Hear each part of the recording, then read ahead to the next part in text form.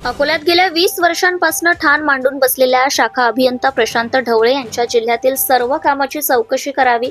देवाभाऊ, तुमच्या शासन निर्णयाचं काय?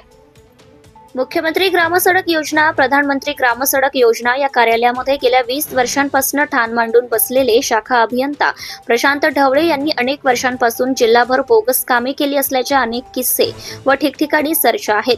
त्यामुळे त्यांनी सन 2024-25 पासून त्यांच्या सर्व कामाची चौकशी करावी।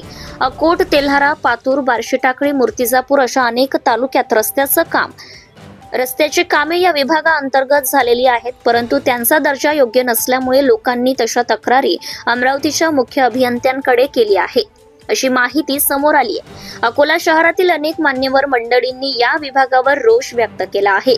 शाखा अभियंता प्रशांत ढवळे हे गोड बोलण्यात फार एक्सपर्ट आहेत।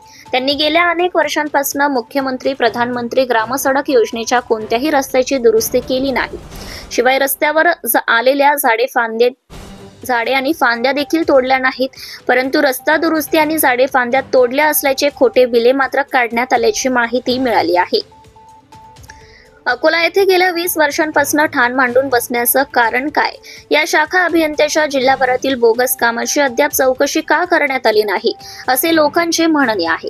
कार्यालयात बसून खोटे नाटे बिले काढायचे अशातच ते मग्न असल्याचं दिसून येत आहे। प्रत्यक्षात मात्र अकोला जिल्ह्यामधील या विभागाच्या एकाही रस्त्याची दुरुस्ती झाली नाही आणि रस्त्यावरील झाडे फांद्या तोडल्या नाहीत असा मनमानी कारभार या कार्यालयात सुरू असल्याची माहिती आहे।